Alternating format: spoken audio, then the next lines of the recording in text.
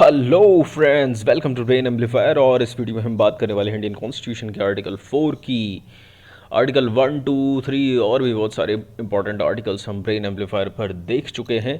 यहाँ हम बात करेंगे आर्टिकल 4 की, साथ के साथ हम समझने की कोशिश करेंगे कि किस तरह सिक्किम का इंडिया में मर्जर हुआ, दादरा नगर हवेली, गोवा, दमन दीव का जब मर्जर हुआ तो हमें क्यों एक कॉन्स्टिट्यूशनल अमेंडमेंट लाना पड़ा, स्टेट रीऑर्गेनाइजेशन क्या था इंडिया में, सेवन्थ कॉन्स्टिट्यूशनल अमेंडमेंट 1956 में जो हुआ उसका मतलब क्या था, और भी बहुत सारी चीज़ें विद मैप हम समझने की कोशिश करेंगे।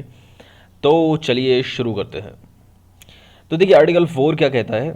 आर्टिकल 4 आपको ये शक्ति देता है कि अगर आप आर्टिकल 2 या आर्टिकल 3 इनका यूज़ करके कोई कॉन्स्टिट्यूशनल अमेंडमेंट लाना चाहते हो तो आपको उसके लिए स्पेशल मेजॉरिटी की ज़रूरत नहीं पड़ेगी। फॉर एग्जाम्पल, अगर नॉर्मली आप कोई कॉन्स्टिट्यूशनल अमेंडमेंट लाते हो तो आपको यूज़ करना पड़ेगा आर्टिकल 368। अगर आप कॉन्स्टिट्यूशन में कोई भी चेंज करना चाहते हैं, कोई प्रोविज़न, कोई शेड्यूल चेंज करना चाहते हैं, तो आपको ज़रूरत पड़ेगी आर्टिकल 368 की। वहाँ पर आपको चाहिए स्पेशल मेजॉरिटी। लेकिन वहीं अगर आप आर्टिकल टू में क्या क्या कहा गया है। आर्टिकल 2 में कहा गया है कि अगर आप कोई नया स्टेट एडमिट करते हो या नया स्टेट एस्टेब्लिश करते हो तो वो आप आर्टिकल 2 के थ्रू करते हो। अगर आप आर्टिकल 3 के थ्रू कुछ करते हो, जैसे एग्जिस्टिंग स्टेट्स की बाउंड्री या फिर उनके नाम वगैरह को चेंज करने हैं आप, वो चीज़ हम आर्टिकल 3 में कर सकते हैं। तो अगर आप आर्टिकल 2 या आर्टिकल 3 का यूज़ करते हो तो आपको चेंज करना पड़ेगा शेड्यूल 1 और शेड्यूल 4 में। वो अभी हम देखते हैं क्या क्या है। तो एक तरह अगर आप शेड्यूल्स चेंज कर रहे हो तो वहाँ पर आप एक कॉन्स्टिट्यूशन में अमेंडमेंट कर रहे हो। तो अगर आप आर्टिकल 2 या आर्टिकल 3 का यूज़ करके कोई कॉन्स्टिट्यूशन में अमेंडमेंट कर रहे हो शेड्यूल 1 और शेड्यूल 4 में, वहाँ पर आपको स्पेशल मेजॉरिटी की ज़रूरत नहीं पड़ेगी। आप आर्टिकल 4 का यूज़ करो और सिंपल मेजॉरिटी से उस बिल को पास कराओ। आर्टिकल 1, 2, 3 बड़े ही डिटेल में हमने ब्रेन एम्पलीफायर पर समझे हैं। I wish you check out article 2 and article 3 videos, क्योंकि यहाँ उनका ज़रूरत पड़ेगा। इससे पहले कि हम आगे बढ़े, मैं चाहूँगा कि आप एक बार ये सवाल ज़रूर कमेंट बॉक्स में अटैम्प्ट करें कि स्टेट रीऑर्गेनाइजेशन एक्ट जो था वो इंडिया में कौन से साल में पास हुआ। 1956, 1966, 1947 या 1950। तो एक बार आप इसको अटैम्प्ट कीजिए, उसके बाद हम आगे बढ़ते हैं। तो हमने शेड्यूल्स की बात की। तो देखिए शेड्यूल्स क्या होता है। शेड्यूल्स जस्ट लाइक एनेक्जर है कि कॉन्स्टिट्यूशन में कुछ लिस्ट हैं, कुछ सूचियां हैं, कुछ टेबल्स हैं, उनका क्या बार बार यूज़ होना था। जब उनका बार बार यूज़ होना था तो उनको एक साथ ही लास्ट में एनेक्जर के रूप में अटैच कर दिया गया। उनको हर आर्टिकल में बार बार नहीं लिखा गया। तो फॉर एग्जांपल, अगर जैसे 12 शेड्यूल है इंडियन कॉन्स्टिट्यूशन में, तो फर्स्ट शेड्यूल क्या बात करता है। फर्स्ट शेड्यूल में दिया गया है सारे स्टेट्स का नाम, साथ ही साथ उनकी टेरिटोरियल ज्यूरिसडिक्शन, कि उनका टेरिटरी किस तरह से डिफाइन होगी, ये उसमें बताया गया है। सारे स्टेट्स का नाम दिया गया है फर्स्ट शेड्यूल में। साथ ही साथ दिया गया है यूनियन टेरिटरीज़ के नाम और उनका एक्सटेंट, यानी कि सारे स्टेट्स और सारी यूटीज़ का नाम और उनकी टेरिटोरियल क्या होगी, टेरिटरी क्या होगी, ये दिया गया है फर्स्ट शेड्यूल में। फोर्थ शेड्यूल में क्या दिया गया है। फोर्थ शेड्यूल में दिया गया है कि उस कंसर्न स्टेट से राज्यसभा में कितनी सीटें होंगी, उसका राज्यसभा में कितना रिप्रेजेंटेशन होगा, ये बताया गया है फोर्थ शेड्यूल में। तो यहाँ हम केवल फर्स्ट एंड फोर्थ शेड्यूल की बात कर रहे हैं, क्योंकि इन्हीं का अभी यहाँ पर यूज़ है। तो एक बार हम आर्टिकल 4 को कोट अनकोट कर लेते हैं कि क्या कहता है आर्टिकल 4। तो देखिए आर्टिकल 4 ये कहता है कि अगर आप आर्टिकल 2 या आर्टिकल 3 का यूज़ करके कोई भी लॉ लेके आ रहे हो तो क्या होगा। अगर आप आर्टिकल 2 का यूज़ करके कोई लॉ लाते हो, यानी कि आप एक नया स्टेटस एडमिट कर रहे हो, एस्टैब्लिश कर रहे हो, तो आपको फर्स्ट शेड्यूल में उसको ऐड करना पड़ेगा। आपको स्टेट्स में उसका नाम ही ऐड करना पड़ेगा। साथ के साथ आपको फोर्थ शेड्यूल में चेंज करना पड़ेगा, उस नए स्टेट की राज्यसभा में रिप्रेजेंटेशन बताना पड़ेगा। वहीं अगर आप आर्टिकल 3 का यूज़ कर रहे हो तो आर्टिकल 3 में भी आप अगर मान लो स्टेट नया फॉर्म कर रहे हो या उसका नाम भी चेंज कर रहे हो तो भी आपको फर्स्ट शेड्यूल में चेंज करना पड़ेगा। और नया स्टेट आप बना रहे हो तो फोर्थ शेड्यूल में आपको ये डालना पड़ेगा कि उसकी राज्यसभा में कितना रिप्रेजेंटेशन होगा। तो एक तरह से आप कॉन्स्टिट्यूशन में चेंज कर रहे हो, यानी कि आप कॉन्स्टिट्यूशनल अमेंडमेंट कर रहे हो। तो नॉर्मल केस में क्या होता है, अगर आप एक कॉन्स्टिट्यूशन अमेंडमेंट कर रहे हैं तो आपको ज़रूरत पड़ती है आर्टिकल 368 के की। आप आर्टिकल 368 के थ्रू कॉन्स्टिट्यूशन में अमेंडमेंट करते हो और वहाँ पर आपको चाहिए होती है स्पेशल मेजॉरिटी। स्पेशल मेजॉरिटी चाहिए होती है। अगर आप बार बार आपको ये आर्टिकल्स में या फिर आर्टिकल 2 या आर्टिकल 3 के थ्रू चेंज करना है तो बार बार अगर आपको स्पेशल मेजॉरिटी की ज़रूरत पड़ेगी तो ये कॉम्प्लेक्स प्रोसीजर हो जाएगा। इसको सिंप्लीफाई करने के लिए आर्टिकल 4 ऐड कर दिया कि अगर आप आर्टिकल 2 और 3 के थ्रू कोई लॉ लेके आ रहे हो, कोई बिल पास करा रहे हो, तो उसके लिए उसको आप आर्टिकल 4 में आपको शक्ति दी गई है कि आप फर्स्ट एंड फोर्थ शेड्यूल में चेंज कर सकते हो बिना किसी स्पेशल मेजॉरिटी के, केवल सिंपल मेजॉरिटी से। साथ ही साथ ये भी कहा कॉन्स्टिट्यूशन ने कि ऐसा कोई भी जो लॉ आएगा, कोई भी बिल आएगा, वो आर्टिकल 368 के कॉन्स्टिट्यूशनल अमेंडमेंट के इक्वल नहीं होगा। यानी कि आप उसको इक्वेट ना ही करें, आप उसको कॉन्स्टिट्यूशनल अमेंडमेंट ना भी माने। आर्टिकल 2 एंड 3 ब्रेन एम्पलीफायर पर आपको मिल जाएंगे। तो देखिए प्रोसीजर क्या होता है कॉन्स्टिट्यूशनल अमेंडमेंट का। अगर आपको नॉर्मल केस में पार्लियामेंट हमारी कॉन्स्टिट्यूशन का कोई भी प्रोविज़न चेंज करना चाहती है, कोई आर्टिकल चेंज करना चाहती है या किसी शेड्यूल में कोई चेंज करना चाहती है, तो हमें ज़रूरत पड़ती है आर्टिकल 368 की। लेकिन आर्टिकल 4 में आपको ये शक्ति दे दी गई कि अगर आप आर्टिकल 2 या आर्टिकल 3 का यूज़ करके कोई भी चेंज कर रहे हो कॉन्स्टिट्यूशन के किसी शेड्यूल में, शेड्यूल फर्स्ट एंड शेड्यूल 4 में टू बी स्पेसिफिक, तो वहाँ पर आपको आर्टिकल 368 की ज़रूरत नहीं पड़ेगी और आपको ये नेसेसरी भी नहीं है कि आप उसको एक कॉन्स्टिट्यूशनल अमेंडमेंट माने। फ़ायदा क्या हुआ उससे? अगर आप आर्टिकल 4 का यूज़ करके कॉन्स्टिट्यूशन अमेंडमेंट ला रहे हो तो वहाँ पर आपको ज़रूरत पड़ रही है केवल सिंपल मेजॉरिटी की, यानी कि more than 50% of members present and voting. तो जितने मेंबर प्रेजेंट हैं और उनमें से जितने लोग वोट कर रहे हैं उसका 50% से ज़्यादा। वहीं अगर आप आर्टिकल 368 का यूज़ करके कोई कॉन्स्टिट्यूशनल अमेंडमेंट लाते हो, वहाँ आपको ज़रूरत पड़ेगी स्पेशल मेजॉरिटी की, यानी कि more than 2/3 members present and voting, present हैं और वोट कर रहे हैं उसके 2/3 से ज़्यादा, with more than 50% of total strength of the house की टोटल स्ट्रेंथ के 50% से ज़्यादा। डिफरेंट टाइप्स ऑफ मेजॉरिटीज़ जो हैं उस पर भी आपको ब्रेन एम्पलीफायर पर बड़े ही डिटेल में लेक्चर मिल जाएगा, तो यू चेक आउट दैट। तो ये फ़ायदा हुआ यहाँ पर कि हमें केवल स्पेशल मेजॉरिटी की ज़रूरत पड़ रही है। तो इसने नीड ख़त्म कर दी कि आप बार बार जब भी कॉन्स्टिट्यूशन में कोई चेंज कर रहे हैं, बाउंड्री या नाम चेंज कर रहे हैं, तो आप एक कॉन्स्टिट्यूशनल अमेंडमेंट लाएं आर्टिकल 368 के अंदर। तो ऐसा क्यों किया गया? देखो, अगर आप हिस्टोरिकली देखो तो जब इंडिया आज़ाद हुआ तो लगभग 565 रियासतें थी। इसमें इस मैप में अगर आप देखें तो जो ये इस तरह की क्रॉस हैचिंग है, ये वो स्टेट्स हैं जो चाहते थे कि ये मिलकर पाकिस्तान बने, जबकि ये वाली हैचिंग जो है ये है ब्रिटिश इंडिया और ये जो ब्लैंक स्पेस है ये है नेटिव इंडियन स्टेट। तो अगर राजपूताना कोई नेटिव इंडियन स्टेट है तो इसमें भी अंदर बहुत सारे छोटे छोटे प्रिंसली स्टेट्स हैं।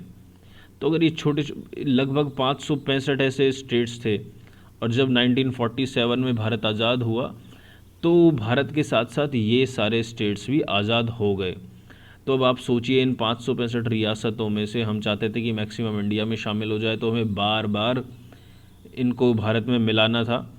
1950 में हमारा कॉन्स्टिट्यूशन आ गया था, लेकिन हमें पता था कि 1947 के बाद कई सालों तक ये प्रक्रिया चलेगी कि हम स्टेट्स को अपने में मिला रहे हैं।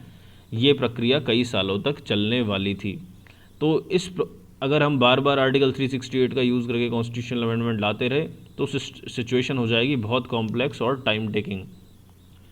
तो इसको हमने इजी करने के लिए क्या किया, हमने ऐड किया आर्टिकल 4, ताकि ये जो मर्जर है बार बार स्टेट्स का, या फिर आप स्टेट्स का कोई नाम चेंज कर रहे हो, तो ये सारा प्रोसीजर हो जाए आसान। अब आप अगर ये 1947 से 56 का अर्ली ईयर्स का मैप देखें तो आप देखेंगे कितनी कॉम्प्लेक्स सिचुएशन थी इंडिया में, कितनी कॉम्प्लेक्स मैप है ये। बहुत छोटी छोटी रियासतें थी, इसमें ब्रिटिश टेरिटरीज़ है, प्रिंसली स्टेट्स हैं, ट्राइबल एरियाज़ है, और भी कुछ अदर कॉलोनीज़ थी, पोर्चुगीज़ कॉलोनी थी वगैरह वगैरह। तो अब आता है बड़ा सवाल कि जब इतना आसान था, बार बार ये कह रहे हैं कि आर्टिकल 4 का यूज़ करो, सिंपल मेजॉरिटी से बिल पास कराओ, फिर भी अगर आप देखेंगे कि तो सिक्किम के केस में हमें कॉन्स्टिट्यूशनल अमेंडमेंट लेके आए, 36th कॉन्स्टिट्यूशनल अमेंडमेंट। हम दादरा नगर हवेली, गोवा, दमन दीव, सब के लिए हम कॉन्स्टिट्यूशनल अमेंडमेंट लेके आए हैं सबको ऐड करने के लिए। तो ऐसा क्यों किया हमने, जब हम बिना कॉन्स्टिट्यूशनल अमेंडमेंट के कर सकते थे तब भी हम कॉन्स्टिट्यूशनल अमेंडमेंट लेके आए? ये एक बड़ा सवाल है, तो इसका जवाब हम जानने की कोशिश करते हैं। चलिए देखिए, पहली बात तो आर्टिकल 4 में आपको ये शक्ति है कि आप फर्स्ट एंड फोर्थ शेड्यूल में चेंज करें। अब कई बार होता है कि आपको फर्स्ट एंड फोर्थ शेड्यूल के अलावा भी काफ़ी सारे चेंजेस करने पड़ते हैं कॉन्स्टिट्यूशन में, तो वो शक्ति आपको नहीं मिल पाती यहाँ पर। अगर आपको काफ़ी सारे चेंजेस करने हैं तो उसके लिए आप फिर लेके आते हो एक कॉन्स्टिट्यूशनल अमेंडमेंट। तो इसको हम समझने की कोशिश करते हैं सिक्किम के एग्जाम्पल से। देखिए सिक्किम का बड़ा ही स्पेशल केस है। सिक्किम के केस में क्या हुआ, सिक्किम इंडिया का one and only associate state था, ना उससे पहले कोई था ना उसके बाद कोई हुआ। तो क्या हुआ, इसे हमने एसोसिएट स्टेट बनाया 35th कॉन्स्टिट्यूशनल अमेंडमेंट से 1974 में। हमने क्या किया, हमारे कॉन्स्टिट्यूशन में ऐड किया 10th शेड्यूल और आर्टिकल 2A। तो ये इसको देते थे एसोसिएट स्टेट का दर्जा। तो सिक्किम को हमने बना लिया एसोसिएट स्टेट, लेकिन उसके जस्ट बाद 1975 के आसपास वहाँ पर जो चोग्याल डायनेस्टी थी उसके खिलाफ होने लगा, थोड़ा बहुत एजिटेशन हुए। तो वहाँ के जो इलेक्टेड रिप्रेजेंटेटिव थे वो भी चाहते थे कि हम पूरी तरह से इंडिया में शामिल हो जाएं, इंडिया को बना दिया जाए एक फुल, वो सिक्किम को बना दिया जाए एक फुल स्टेट एसोसिएट स्टेट से। तो इसके लिए हमें क्या करना था, हमें जो ये 10th शेड्यूल हमने ऐड किया था इसको रिपील करना पड़ा, आर्टिकल 2A को रिपील करना पड़ा। तो जब हमें 10th शेड्यूल भी रिपील करना था, आर्टिकल 2A भी रिपील करना था, दो चेंजेस हमें ये करने थे कॉन्स्टिट्यूशन में। साथ के साथ हमने एक आर्टिकल 371F भी ऐड किया जो स्पेशल सिक्किम को एक स्पेशल दर्जा देता था, ताकि सिक्किम के हेरिटेज, वहाँ के कल्चर को प्रिजर्व किया जा सके। तो अगर हमें इतने सारे चेंजेस करने थे कॉन्स्टिट्यूशन में, इसके लिए हम लेके आए एक separate constitution amendment 36th amendment 1975 में। तो इसलिए हमें सिक्किम के लिए सेपरेट कॉन्स्टिट्यूशनल अमेंडमेंट लाना पड़ा। ये तो सिक्किम का केस हो गया, लेकिन काफ़ी सारी पोर्चुगीज़ टेरिटरीज़ भी थी। सिक्किम का मैप आप देख लीजिए, वेस्ट में है नेपाल, ईस्ट में है तिब्बत चाइना, साउथ में वेस्ट बंगाल मिलेगा और साउथ ईस्ट में आपको मिलेगा भूटान। तो पोर्चुगीज़ जो टेरिटरीज़ थी, फिर उनके लिए हम क्यों कॉन्स्टिट्यूशनल अमेंडमेंट लेके आए, जैसे गोवा, दमन दीव, इनको जब हमने ऐड किया। तो देखिए इसको समझने से पहले हम एक बार 7th कॉन्स्टिट्यूशनल अमेंडमेंट के बारे में समझने की कोशिश करते हैं। बहुत ही डिटेल्ड लेक्चर आपको ब्रेन एम्पलीफायर पर मिल जाएगा स्टेट रीऑर्गेनाइजेशन एक्ट पर। तो देखिए 1956 का जो साल था उसमें दो बहुत ही इंपॉर्टेंट चीज़ें हुई। 1956 में क्या इंपॉर्टेंट चीज़ें हुई, एक तो आया स्टेट रीऑर्गेनाइजेशन एक्ट और दूसरा आया 7th अमेंडमेंट।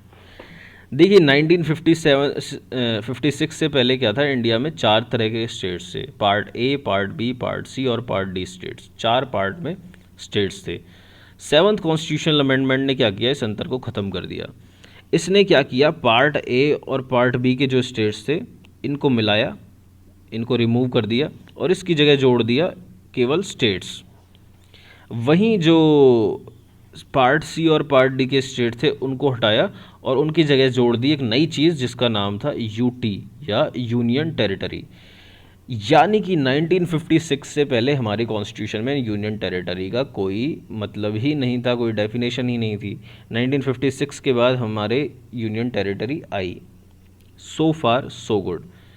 उसी साल आया state reorganisation act. State reorganisation act ने क्या किया, इंडिया में 14 स्टेट और 6 यूनियन टेरिटरीज इंट्रोड्यूस कर दी। ठीक है, अब आप ये चीज़ समझिए, 1956 से पहले जब इंडिया में कोई यूनियन टेरिटरी की बात ही नहीं थी, तो कॉन्स्टिट्यूशन में जहाँ पर भी स्टेट वर्ड लिखा हुआ है उसका मतलब था केवल स्टेट, ना कि यूनियन टेरिटरी। ठीक है, ये चीज़ हमें समझ आ गई। एक बार आप मैप देख लीजिए, ये 1953 का इंडिया का मैप है और आप 56 का देखेंगे तो ये आपको बहुत ही ऑर्गेनाइज्ड लगेगा। ये देखिए 53 और 56 में ये इस मैप को ऑर्गेनाइज कर दिया गया। जैसे ये बॉम्बे स्टेट था, करंट महाराष्ट्र और गुजरात को मिला के, जो बाद में वापस अलग हो गए, पंजाब हरियाणा उस टाइम सेम था। तो हमने आर्टिकल 3 के लेक्चर में बड़ी डिटेल में समझा था 18th कॉन्स्टिट्यूशनल अमेंडमेंट एक्ट 1966 को। इस अमेंडमेंट ने क्या किया, देखिए 1966 से पहले आर्टिकल 2 और आर्टिकल 3 में जहाँ भी स्टेट लिखा हुआ था उसका मतलब था केवल स्टेट। ये जो 18th कॉन्स्टिट्यूशनल अमेंडमेंट आया, इसने आर्टिकल 3 में दो एक्सप्लेनेशन ऐड की और इसने ये कहा कि आर्टिकल 3 के जो सब क्लॉज हैं ABCDE, वहाँ पर जहाँ भी स्टेट लिखा हुआ है वहाँ पर स्टेट का मतलब होगा स्टेट प्लस UT, यानी कि वो स्टेट को भी रिजेंबल करेगा और UT को भी रिजेंबल करेगा जहाँ भी स्टेट लिखा हुआ है आर्टिकल 3 में, सब क्लॉज ABCDE में। यानी कि 1966 से पहले जहाँ पर भी स्टेट लिखा हुआ था उसका मतलब था केवल स्टेट, यूटी नहीं था। State were not equal to UT 1966 से पहले। ठीक है, और ये जो अमेंडमेंट थे या शेड्यूल 1 को भी चेंज करते और आर्टिकल 240 में भी चेंज कर सकते थे, जैसे कि power of president to make regulation for certain union territories, ये दिया गया है आर्टिकल 240 में। यानी कि ईयर 1966 से पहले अगर हम कोई नई यूटीज़ ऐड कर रहे हैं या फिर हम कोई यूटीज़ का रीऑर्गेनाइजेशन कर रहे हैं तो वहाँ पर हमें लाना पड़ेगा कॉन्स्टिट्यूशनल अमेंडमेंट, क्योंकि 1966 तक तो यूटीज़ आर्टिकल 2 और आर्टिकल 3 में स्टेट का मतलब यूटी था ही नहीं। 1966 के बाद आर्टिकल 3 में हमने स्टेट को स्टेट प्लस यूटी कह दिया, तो उसके बाद अगर आप इंटरनल रीऑर्गेनाइजेशन कर रहे हैं किसी यूटी का भी तो आपको कॉन्स्टिट्यूशनल अमेंडमेंट की ज़रूरत नहीं पड़ेगी। आप समझिए इस चीज़ को। स्टेट इन आर्टिकल 2 जो है उसका मतलब है केवल स्टेट, राज्य से उसका मतलब यूनियन टेरिटरी नहीं है। तो यानी कि आप अगर आर्टिकल 2 के अंदर कोई भी यूनियन टेरिटरी नई ऐड करते हैं तो वहाँ पर आपको कॉन्स्टिट्यूशनल अमेंडमेंट लाना पड़ेगा। अगर आप एक स्टेट ऐड करते हैं तो वो आप कर सकते हैं, लेकिन यूनियन टेरिटरी के लिए आपको सेपरेट कॉन्स्टिट्यूशनल अमेंडमेंट लाना पड़ेगा। फॉर एग्जांपल हम 10th कॉन्स्टिट्यूशनल अमेंडमेंट लाए for acquiring Dadra Nagar Haveli Portuguese से, जो हमने लिया 1962 में। साथ के साथ हम 12th कॉन्स्टिट्यूशनल अमेंडमेंट लाए for acquiring Goa Daman and Diu. तो अगर हम आर्टिकल 3 की बात करें, आर्टिकल 3 में 1966 से पहले स्टेट का मतलब था केवल स्टेट। 1966 में 18 कॉन्स्टिट्यूशनल अमेंडमेंट के बाद हो गया स्टेट का मतलब स्टेट प्लस यूटी। तो अगर आप आर्टिकल 3 का यूज़ कर रहे हैं, कोई भी रीऑर्गेनाइजेशन ऑफ स्टेट्स कर रहे हैं, बाउंड्री चेंज कर रहे हैं, इंक्रीज डिक्रीज एरिया कर रहे हैं, नाम चेंज कर रहे हैं, मर्ज डिवाइड कर रहे हैं, तो आपको अगर आप 1966 से पहले हैं तो आपको कॉन्स्टिट्यूशनल अमेंडमेंट की ज़रूरत पड़ेगी। अगर आप 1966 के बाद हैं तो आपको स्टेट और यूटी के केस में कॉन्स्टिट्यूशनल अमेंडमेंट की ज़रूरत नहीं पड़ेगी। 66 से पहले यूटी के केस में अमेंडमेंट की ज़रूरत पड़ेगी। तो फॉर एग्जांपल 1973 में हमने लक्षद्वीप, मिनिकॉय और मिनीद्वीप आइलैंड का नाम चेंज करके किया लक्षद्वीप, तो वहाँ पर हमें अमेंडमेंट की ज़रूरत नहीं पड़ी, हम सिंपली आर्टिकल 3 का यूज़ करके हमने ये चीज़ कर दी। लेकिन एक बहुत ही इंपॉर्टेंट चीज़ है, अगर आपने मेरा बेरूबारी यूनियन का वीडियो देखा हो तो आपको ये चीज़ का आइडिया होगा। बड़े ही डिटेल में हमने एक सेपरेट लेक्चर में बेरूबारी यूनियन को समझाया, जियोपॉलिटिक्स को समझाया ब्रेन एम्पलीफायर पर। तो देखिए, अगर इंडिया कोई भी टेरिटरी को दूसरी फॉरेन कंट्री को देता है, यानी कि इंडिया सीड करता है किसी भी अपनी टेरिटरी को, तो वहाँ पर आपको कॉन्स्टिट्यूशनल अमेंडमेंट लाना पड़ेगा। आर्टिकल 3 में जब आपको कहा गया है कि आप अपनी टेरिटरी को डिक्रीज़ कर सकते हैं, उसका मतलब ये नहीं है कि आप अपनी टेरिटरी किसी फॉरेन कंट्री को दे दें। अगर आप अपनी टेरिटरी किसी फॉरेन कंट्री को दे रहे हैं तो वहाँ पर आपको कॉन्स्टिट्यूशनल अमेंडमेंट लाना पड़ेगा। फॉर एग्जांपल 100 कॉन्स्टिट्यूशनल अमेंडमेंट आया था 2015 में, जहाँ इंडिया और बांग्लादेश के बीच में एनक्लेव्स का एक्सचेंज हुआ था। गोवा दमन एंड दीव का क्या केस है? 12th अमेंडमेंट 1962 का यूज़ करके गोवा दमन एंड दीव को इंडियन टेरिटरी में इनकॉर्पोरेट किया गया। शुरू में ये एज ए यूनियन टेरिटरी आई थी, और आर्टिकल 3 में आपको पता है 1966 से पहले यूनियन टेरिटरी का कंसेप्ट था ही नहीं, तो इसके लिए लाया गया आर्टिकल 368 के थ्रू हमने इसमें कॉन्स्टिट्यूशन अमेंडमेंट किया। तो आई होप आपको ये वीडियो समझ आया होगा। हमने यहाँ पर बड़ा ही डिटेल में डिस्कस किया कि कैसे आर्टिकल 4 का आप यूज़ कर सकते हो बिना कॉन्स्टिट्यूशन अमेंडमेंट के थ्रू जाके आर्टिकल 2 या आर्टिकल 3 में अगर आपको कोई चेंज करना है। साथ के साथ हमने स्टेट रीऑर्गेनाइजेशन एक्ट को भी समझा और भी हमने बहुत सारी चीज़ें समझी। तो आई होप आपको ये वीडियो पसंद आया हो। If yes, then hit the like, share the video and subscribe the channel. Thank you so much.